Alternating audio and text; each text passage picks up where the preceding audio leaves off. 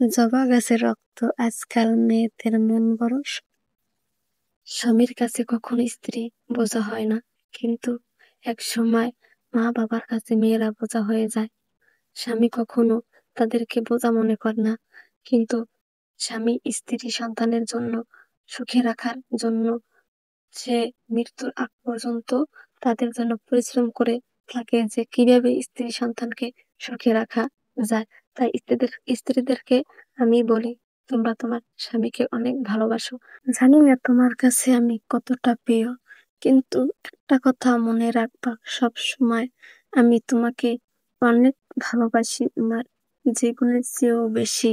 সারা জীবন আমার পাশে তুমি থাকো বা না থাকো, কিন্তু আমি দূর থেকে হলো তোমার পাশে আমি থাকবো। একজন স্বামী যদি তার বউকে ভালোবাসে, তাহলে সেই কষ্ট তার কাছে কিছুই না। তাই ছেলেদেরকে বলি, তোমরা তোমার বউকে ভালোবাসো, এবং তোমার মা বাবাদেরকেও বলো যে তোমার বউকে ভালোবাসো। তুমি তাদেরকেও ভালোবাসো, তোমার মা বাবাকেও ভালোবাসো, তোমার বউকেও ভালোবাসো।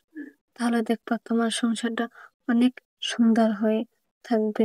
শ্বশুর বাড়িতে যতই খারাপ হোক, স্বামী যদি ভালো হয়, তাহলে স্ত্রীর যতই কষ্ট হোক, তাহলেও সে হাসি মুখে সংসার করে যায়। আর আমার ভিডিওটা যদি তোমাদেরকে ভালো লাগে থাকে, অবশ্যই একটা সাবস্ক্রাইবার করে দেবে।